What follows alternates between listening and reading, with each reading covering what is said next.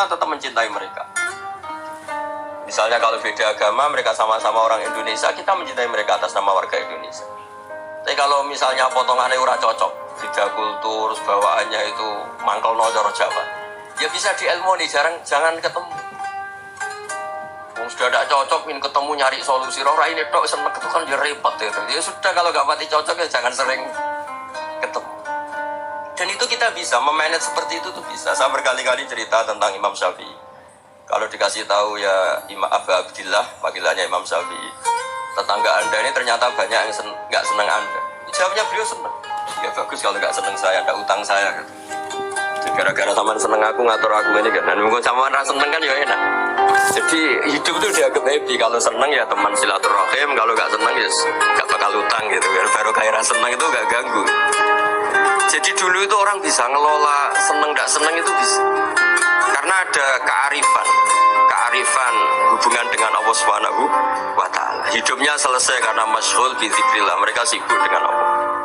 Makanya kata ulama-ulama tasawuf, kamu jangan melihat manusia perilakunya, tapi kamu juga harus ingat yang gerakkan semua itu Allah Subhanahu wa Ta'ala. Dengan demikian kita farah, kita senang. Makanya Nabi kalau ngutus Anas bin Malik kemudian nggak kesampaian yang diinginkan karena Anas main, ketika garwa-garwani Nabi agak tersinggung, Nabi andaikan Allah menghendaki yang saya inginkan kesampaian, pasti itu kesampaian. Jadi dianggap kegagalan Anas gak manggil yang dituju Nabi itu ya kersane Allah, ya enteng saja. Sayyidina Ali lebih parah lagi yang dialamin. Itu dalam beliau kalau dipanggil tuh gak cepet-cepet ke sana. Ketika ditanya, kenapa kamu tak panggil gak cepet ke saya? Amin tuh ukubatak, karena aku tahu engkau orang baik. Orang baik itu pemaaf. Jadi makanya orang-orang soleh dulu itu bodoh itu. Makanya sekarang kalau ada orang bodoh itu mesti beda orang soleh. Kalau orang-orang soleh itu kakian husnudzon lagi sering dibodohin. Abdul bin Umar itu masyhur itu. Kalau ada budaknya sering sholat, sergap sholat itu dimerdekakan. Akhirnya nggak sholat pun pura-pura sholat. Akhirnya juga dimerdekakan. Ketika ditanya, kenapa engkau merdekakan? Padahal mereka sholatnya menipu engkau, kata pembisik-pembisik. Man khoda'ana lillah in khoda'na lah. Dia nipu atas nama Allah, berarti saat tertipu juga atas nama Allah. Gak masalah dong, semuanya demi Allah Subhanahu wa Ta'ala. Jadi ketika kita mensifati Allah Ta'ala itu ghafir, Allah pemaaf. Jangan kamu gak fair untuk diri kamu nyifati Allah ghafir, pada orang lain Allah kamu sifati syadidul iqab. Jadi Allah kamu atur kayak MC tadi ngatur saya. Jadi Allah itu apa? Kalau pada saya ghafir, kalau pada musuh saya syadidul iqab. Itu tidak fair. Kalau anda punya harapan kepada Allah karena Allah Rahman Rahim, Allah ghafir, sebenarnya Allah pada musuh kita ya bisa saja Allah ghafir, bisa saja Allah Rahman Rahim. Sehingga kita melihat orang lain yang kita tidak cocok itu ya enteng saja. Itu min ummati Rasulillah sing tanaluhu syafa'atu, tanaluhu sa'atu rahmati, tanaluhu fair. Jangan dengan kita kayak mesti dapat rahmat, jangan orang lain kayak Allah pasti syadidul iqab, itu tidak boleh. Sehingga ketika ada orang Badui, singkat cerita orang Badui ini kencing di masjid, semua sahabat membentak dia, yang nggak bentak hanya Nabi dok. Saking mangkelnya orang ini karena semua sahabat bentak kecuali Nabi. Setelah dibenarin Nabi, terus Nabi nyuruh sobu ali danuban min ma'in. Setelah disucikan masjid itu, dia berdoa keras kan, Allahumma rahamni wa Muhammadan wa la tarham ma'ana ahadan. Ya Allah, yang berhak dapat rahmatmu hanya saya dan Nabi Muhammad, yang lainnya jangan. Karena yang lainnya tuh jengkelin, gitu aja saya salah dimarah-marahin. Jadi kalau kamu doa terbatas ya kayak orang Bedui nih, kayak orang Arabi. Apa kata Nabi? Laqad tahajjarta wasi'an. Allah yang rahmatnya luas menjadi kamu sempitkan. Karena kamu mau atur Allah hanya rahman pada Indonesian Power, pada NU, pada kita, yang orang lain nggak perlu dapat. Itu kan kasihan Islam, karena Islam terus gak dimiliki semua orang. Allah gak dimiliki semua orang, Rasulullah gak dimiliki semua orang, karena dipek NU, dipek ormas tertentu, dipek gak boleh seperti itu. Gak boleh takhasyar tawasian, kata Nabi, gak boleh mempersempit berat yang rahmatnya itu luas. Ini semoga etika ini kita pakai di Indonesia. Yang sedang fase kita harapkan lebih baik, yang sedang nggak dapat hidayah kita doakan dapat apa? Hidayah. Masyhur kan, makanya tadi saya mohon sama Habib Ali supaya Habib Ahmad supaya tetap mahalul qiyam tabaruk sama Habib Ali. Di antara doa-doa di Simtud Duror masyhur itu antuqabilal mudhniba minnah fil ghufran wal musi'a fil ihsan. Jadi harapannya para habaib, para orang-orang baik dulu ya, semoga yang dosa itu dimaafkan, yang sedang salah dibuka, bikin lebih baik. Nabi itu tugasnya juga gitu. Wastaghfir li dzambika walil mu'minina wal mu'minat. Nabi itu tugasnya juga memintakan ampun yang sedang salah. Nah, ini cobalah jadi etika kita, muhasabah kita. Jadi muhasabah itu cara berpikir kita set, kita pikir ulang. Ternyata semangatnya seorang nabi itu wastaghfir li dzambika walil mu'min. Semangatnya itu memintakan ampun. Orang ahli tafsir tahu semua kalau nabi itu tidak mungkin dosa. Jadi itu khitabun nabi wa urida bi ummatu, itu khitab nabi, tapi yang dimaksud itu umatnya, karena nabi tidak akan mengalami dzambun, tidak akan mengalami dosa. Sekarang enggak, kadang-kadang kita ini kalau orang lain salah itu semangat. Kalau di perusahaan ada teman salah, apalagi pimpinan salah itu seneng. Barokahnya salah bisa ganti kan gitu. Jadi kalau mungkin di dunia tokoh juga gitu, barokahnya ada tokoh salah, kita yang jadi populer sendiri. Tidak boleh seperti itu. Kita harus salimus sodri di jami'il muslimin. Jadi ini harus dilatih. Saya tadi matur sama Habib Ahmad, latihan kita jadi hidup. Nabi itu kalau resep jadi wali itu kata Nabi gampang. Kata Nabi, kalau kamu ingin disenangin Allah, ya sudah, kalau kamu asbahta wa amseta gini-gini, perasaan kamu, kata Nabi, jangan punya perasaan ghil sama orang muslimin. Itu sudah wadhalika min sunnati. Makanya Nabi ngendikan la yablughni ahadun an ahadin syai'an. Ada yang baca la yuballighni ahadun an ahadin syai'an. Seseorang jangan melaporkan ke saya tentang salahnya yang lain. Fa inni akhruju ilaikum wa ana salimus sodri. Karena saya ingin ketemu sampean semua dalam keadaan salimus sodri, tidak punya perasaan apa-apa. Karena kalau nurutin pembisik, nurutin informasi itu ya repot, karena orang pasti sepihak. Ada kiai yang top datang ke kampung-kampung yang desa-desa, kata yang seneng itu punya akhlak. Oh itu bagus, orang besar datang ke kampung-kampung. Kata yang nggak seneng, oh itu jobnya kiai kecil kok diambil, itu kan ya kasihan ya. Itu kan sudut pandang. Makanya saya sering bilang, akal kita ini cukup untuk mentasdik Rasulullah Shallallahu Alaihi Wasallam. Meskipun perasaan kita kadang orang Jawa itu beda. Saya berkali-kali bilang sama peneliti dari Jogja, kenapa sih Gus para nabi itu kok poligami istrinya banyak? Nabi Dawud katanya itu berapa? Nabi Sulaiman malah jumlahnya agak terbatas. Nabi Muhammad itu paling sedikit. Saya tanya gini, perempuan itu orang lemah, jadi kalau nolong orang satu gimana baik, kalau nolong orang dua ya lebih baik, ya sudah kira-kira seperti itu. Paling nggak akal kita masih tahu kalau orang baik itu kan mesti baik, nolong orang satu baik, nolong orang dua ya lebih baik, nolong orang tiga lebih baik. Tapi kalau kamu orang nggak baik, satu saja kamu terlantarin, kamu miskinkan, kamu ya tinggal diukur kan. Kalau orang baik nambah baik, tapi kalau orang buruk tambah buruk. Nah itu akal kita bisa menganalisis kenapa sih nikah itu ada yang poligami, ada yang enggak. Sudah ukur saja diri kamu. Misalnya kayak saya elek keriting, rapi terus, memperbanyak wong elek, orang perilaku netok raine dadi elek kabeh. Tapi nek kowe ku ganteng, alim, ganteng, sugih, anake ganteng-ganteng, berhubung kowe saleh ahli swarga kabeh, mertua yo bangga karena karir kamu meyakinkan. Ini mertua kamu aja gak bangga mau nambah. Ipar gak bangga, mertua gak bangga, desa kamu yang kamu wayai juga gak. Beda dengan Nabi ketika nikah Juwairiyah itu nggak ada pernikahan sebarokah Nabi dengan Juwairiyah itu. Asyharu Rasulillah, di situ habis perang banyak tawanan, gara-gara jadi bisanya Nabi langsung dibebaskan semua karena asyharu Rasulillah. Sekarang bisanya Kanjeng Nabi. Dulu Abu Sufyan memanggilnya bukan main sama Nabi, gara-gara putrinya dinikah terus langsung jadi. Kalau kamu kan enggak, nikah satu, nikah lagi, satu kampung musuh kamu. Karena istri pertama ya cemburu, yang kedua agak bangga. Oh itu selesai itu di dunia wal akhirah. Maksud saya, nganalisis Islam itu harus pakai akal. Dan akal yang dipakai, ini saya bawa ke kitab Ihya, adalah pikiran-pikiran para ulama. Makanya ketika Imam Ghazali ketika ditanya, fakaifa bi muslimin fasikin asawaha fi jami' amri. Kalau kalian ketemu orang fasik, orang Islam tapi fasik, perilakunya nggak ada yang benar. Kata Imam Ghazali jawabnya lucu, aneh. Ma min muslimin illa wa islamuhu ta'ah. Tidak ada orang Islam kecuali dia mau Islam, membenarkan Allah dan Rasul itu sudah taatnya dia. Kok kamu tidak bisa melihat taatnya dia? Dia pikirannya kan ini pemabuk, ini tukang apa. Tapi kata Imam Ghazali, sebenarnya kamu masih bisa berpikir positif. Ma min muslimin illa wa islamuhu ta'ah. Tidak ada seseorang Islam ketika dia milih Islam itu pasti ada taatnya, yaitu tasdik pada Allah dan tasdik kepada Rasul. Rasulillah Shallallahu Alaihi Wasallam.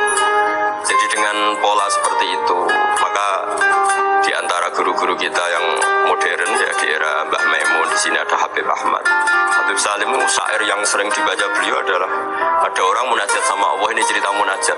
Itu orang itu ngendikan gitu, ana mutnibun, ana mukhtiun, ana asi, huwa rahimun, huwa ghafirun, huwa afi. Ya Allah, saya mukhti, saya orang yang salah. Ana mutnib, saya orang yang dosa. Ana asin, saya sering maksiat. Tapi engkau ya Allah, engkau ghafir, pemaaf. Engkau rahim, maha pengasih. Engkau afin, yang mudah memaafkan. Kata orang ini ya agak kurang ajar, tapi saking senengnya sama Allah. Qobal tuhunna salasatan bisalasat. Ya gini saja ya Allah, sifat engkau diadu dengan sifat saya. Engkau Tuhan, pasti gak boleh kalah kata. Terus wasatahliban ausofu ausofi, dan engkau pasti pemenangnya. Jadi ada orang rayu Allah dengan cara seperti itu ya ada ya. Saya ini manusia, salah saya banyak. Engkau ampunannya banyak. Engkau Tuhan, Gusti, gak boleh ampunan Anda, ampunan engkau kalah dengan salah saya. Gak boleh Tuhan kok kalah. Jadi untuk supaya orang punya harapan itu. Banyak juga wali-wali yang jadab ketika datang ke makam Rasulullah SAW. Itu kalau dongo ya agak kacau sebenarnya, cara syariat agak kacau. Ya Allah, engkau punya dua pilihan. Jika engkau menjadikan saya soleh, surah habibu, yang senang kekasihmu, yaitu Rasulullah SAW. Tapi jika engkau menjadikan saya fasik, surah adu, yang senang itu setan. Monggo jenengan mau menyenangkan kekasih jenengan, mau menyenangkan musuh jenengan, monggo jenengan bebas kok memilih. Tapi mestinya Allah ya senang menyenangkan kekasihnya. Jadi ya, intinya Allah dipaksa untuk menjadikan dia orang soleh gitu. Jadi kayak kemarin itu Pak siapa? Dia kesini itu sama Habib Ahmad. Saya pertama agak mau, lama-lama Habib Ahmad ini gimana Gus, orang taunya saya dekat jenengan, kalau gak hasil saya malu. Waduh, ini kayak doanya wali yang tadi. Gak punya pilihan, gak ada pilihan deh. Jadi saya mohon muhasabah itu dimulai cara berpikir. Makanya di sini sebetulnya teks ini supaya dapat barokahnya Ihya. Ini kitab yang disenangi para habaib, para ulama. Sebetulnya teks di muhasabah itu redaksinya gini ya, yang lengkap. Hasibu anfusakum qabla an tuhasabu wa zinuha qabla an tuzanu wa tahayya'u lil ardil akbar. Jadi ada kata wazinu, jadi ukur. Perilaku Anda ini diukur, ditakar. Misalnya kita sebagai suami kan ya punya hal-hal yang kita tidak ideal. Cara wong Jawa mesti pesek, cara rezeki ya pas-pasan. Dan kita juga kalau, makanya nggak boleh tanya istri begini, apa saya cinta pertama Anda, pasti Anda kecewa. Orang jadi istri hanya korban terakhir itu. Sudah. Karena orang kalau ngelamar kemana-mana gak jadi, yang jadi istri itu pasti korban terakhir itu. Jarang istri pilihan pertama, jarang. Ayo semua yang nikah, rata-rata itu pilihan Anda pertama Pak, dari sekian ditolak di mana-mana terus. Ya perempuan terakhir, kamu juga korban terakhir.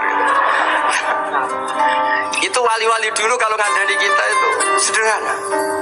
Antal, ini masyhur diceritakan Habib Zain bin Sumit dalam kitab Al-Manhajus Sawi. Antalam tajid min nafsika kullama turid, fa kaifa turidu min ghairika kullama turid. Kamu yang ingin ideal saja, kamu tidak menemukan pada diri kamu untuk menjadi ideal. Kamu kan ingin ganteng, ingin punya uang banyak, ingin perilaku Anda sempurna. Anda saja yang punya keinginan tidak bisa mewujudkan keinginan Anda sendiri. Fakaifa turidu min ghairika ma turid. Jadi antalam tajid min nafsika kullama turid. Fakaifa turidu min ghairika kullama turid. Kamu yang punya keinginan saja. Misalnya saya ingin punya uang banyak, perilaku saya selalu benar, gak pernah salah. Loh, saya yang ingin saja dengan diri saya gak bisa untuk benar terus. Kok kamu berharap orang lain selalu benar? Jadi antalam tajid ya sama. Kalau kamu menuntut istri kamu itu ramah, neriman, apa kamu neriman sama wajah istri Anda gitu? Engkau ya pola neng dindi jajaki sana jajaki sini, kamu sendiri tidak tahu apa. Jadi itu nasihat yang luar biasa. Antalam tajid min nafsika kullama turid, fa kaifa turidu min ghairika kullama turid. Kamu mau menghormati semua orang? Enggak mau kan? Kemudian Anda berharap semua orang menghormati. Kamu tidak ingin kan orang lain semua menghujat kamu, sementara kamu enak aja menghujat orang. Makanya Rasulullah SAW luar biasa ketika bikin kaidah sosial. La yu'minu ahadukum hatta yuhibba li akhihi ma yuhibbu li nafsihi. Jadi kalau ukuran iman itu sederhana. Kalau sesuatu itu baik, nyaman bagi Anda ya. Bayangkan itu pada teman Anda. Misalnya Anda bangun tidur sudah acak-acakan, nggak punya uang, utang jatuh tempo, kan nggak ingin ketemu orang. Ya kamu jangan bertamu ke jenis ini karena dengan kamu yang alami juga nggak siap ketemu orang. Makanya ada Habib Alim itu dilapuri sama seseorang. Habib, dulu teman saya itu ketika saya kaya itu sering main ke saya. Setelah saya miskin, mereka tidak main ke saya. Kata Habib itu, bagus, sunnaun gitu tuh bagus. Coba kalau kamu dulu kaya, teman kamu main kan kamu gaya, di rumah ada makanan, bisa hormat kamu. Setelah kamu miskin jadi buruh manol di pasar atau buruh bikin botol, teman kamu datang, malu nggak kamu? Mendingan nggak datang gitu. Akhirnya baru, oh ya alhamdulillah kalau gitu. Iya kan dulu teman kita datang, kita ada Alphard, istri cantik, rumah bagus. Lah kita miskin, buruhnya orang pas dibentak-bentak, teman kamu udah datang. Milih datang apa enggak kalau setelah kamu jatuh? Enggak kan? Jadi barokahnya ilmu itu terus. Ya, tapi kadang-kadang orang, wah setelah saya miskin teman-teman enggak kasih ke sini. Ya kalau kamu sudah jatuh, teman-teman kamu di situ jadi tontonan. Ya mulai sekarang cara berpikir itu dirubah. Dulu yang namanya kiai itu kalau diundang orang itu ya agak-agak senang. Semenjak saya itu agak rubah. Ngundang kiai, ngatur kiai itu tak haram-haramkan ya ada lumayan lah sekarang itu sudah mulai agak beretika.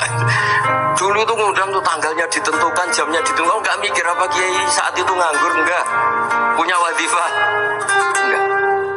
Dia milih tanggal yang dia nganggur, nggak mikir pas itu kiainya nganggur apa, enggak. Ya saya hanya cerita aja, kamu tersinggung ya monggo, boten ya monggo. Jadi saya mohonlah supaya tadi saya juga matur ke Habib Ahmad. Jadi untuk orang merasa ikut sunnah Rasul itu gampang sekali kata saya Muhammad. Dulu Nabi berpakaian ala daerahnya. Kalau mikot ya pakai mikotu baladi. Karena Nabi orang Madinah dan beliau berdomisili di Madinah ya misalnya mikotnya dari Bir Ali misalnya. Tapi kalau Anda orang kawasan Tanim mau umroh ya dari Tanim. Misalnya kawasan Jirona ya dari Jirona. Artinya apa? Kamu ngambil mikot karena Nabi mikot misalnya dari Bir Ali, bukan berarti kamu harus seperti Nabi di Bir Ali. Kamu orang Mekah misalnya, kamu orang Tanim, orang ya harus dari mikot itu apa? Baladi. Sama, makanya di fikih-fikih itu kalau teknik anak, Nabi orang Arab, halawiyatnya kurma ya kurma. Kalau orang Jawa sedegan, semua podo-podo. Ya, podo-podo manis. Jadi ini tabaruk sama Sayyid Muhammad, ini ada murid beliau Habib Ahmad, saya baca supaya orang itu merasa ikut Nabi itu gampang sekali. Ini saya baca ya di halaman tadi disaksikan Habib Ahmad 433 di kitab apa ini Manhajus Salaf fi Fahmin Nusus. Itu kata Sayyid Muhammad, wa kanat sunnatu Rasulillah annahu yat'amu ma yajiduhu fi ardi wa yalbasu ma yajidu wa yarkabu ma yajidu mimma abahu Allah ta'ala. Fa man istamala ma yajidu fi ardi fa huwa al-muttabi lis sunnah. Kama annahu hajjal baita min madinati. Fa man hajjal baita min madinati nafsi fa huwa al-muttabi lis sunnah. Wa illam takun hadhil madinatu tilka. Jadi intinya misalnya Nabi dulu itu ngasih sedekah kepada fakir miskin ya pakai dinar, dirham. Ya kalau orang misalnya sedekah pakai rupiah ya sudah ikut sunnah Nabi. Jangan, lu Nabi pakai dinar loh, kamu kok pakai rupiah. Dulu dinarnya Nabi udah ada tulisannya Bank Indonesia, kamu ada tulisannya Bank. Ya udah ada seperti itu. Ya jadi misalnya Nabi sedekah pakai tamer atau pakai al-aqid, ya kita pakai beras, pakai apa. Supaya orang tuh bahwa Rasulullah itu milik kafatal linnas, milik semuanya. Sehingga merasa ikut sunnah Nabi itu ya semuanya. Makanya dulu Mbah Mun kalau motivasi saya supaya bombong, kalau orang Jawa bilang bombong. Wong Jawa itu mesti ono wong alim. Beliau menyontohkan Mas itu Mbah Fadol, Senori, Mbah Ihsan Jambes. Itu bisa ngarang-ngarang kitab luar biasa. Padahal beliau bukan orang Arab. Imam Sibawa itu orang Persia. Imam Ghazali orang Tos itu juga ikut Persia. Kata Imam Mun, wong sing ora Arab lah mesti untuk jatah alim kata beliau. Karena Nabi itu diutus kafatal linnas. Nanti kalau orang yang alim itu Arab tok, berarti tidak ada perwakilan dari Afrika, dari Asia Tenggara, dari mana-mana. Makanya karena Nabi statusnya itu kafatal linnas. Jadi kita harus bangga sebagai Muslim, sebagai orang Indonesia karena misalnya Wali Kutub dulu terkenalnya hanya ada di Yaman, di mana. Ternyata pernah ada juga di Indonesia dan seperti Habib Abu Bakar suka bersih. Jadi ya artinya kan tetap orang Indonesia meskipun beliau zuriya Rasul kan ya sudah orang apa? Orang Indonesia. Zuriyanya Habib Ali Simtuduror sekarang di Solo. Jadi Indonesia juga dapat alawin banyak dari Sadatinal Alawin juga. Jadi saya mohon barokahnya ngaji seperti ini, melihat orang lain tuh gampang. Bayangkan tuh kalau anak kamu, makanya Nabi nanti kalau nggak percaya lihat di Hikam nomor 15 di kitab saya. Di situ dijelaskan oleh Hikam, jangan-jangan semangat Anda pada orang yang maksiat, pada orang yang keliru supaya dihukum itu karena kebetulan itu udah anak Anda, itu udah keluarga Anda. Coba kalau itu keluarga. Makanya kalau saya guyonan di Jogja itu ada pembantu mecahkan piring terus dimarahi majikannya, saya mesti guyon gitu, pasti itu pembantunya tidak cantik. Kok bisa Gus? Andai kan cantik dan kamu senang mecahno piring satu, piring saya iso ngamuk. Ternyata ngamuknya itu karena mecahkan piring apa karena plus tidak cantik? Coba jawab para lelaki nih. Kamu marah sama orang maksiat itu karena maksiat karena plus itu udah anak Anda. Bayangkan kalau itu anak. Itu hebatnya Rasulullah SAW. Karena kita yang salah pun kadung umatnya, Nabi tetap ngasih fasilitas syafaati li ahlil kabair min ummati. Kayak apa baiknya Nabi?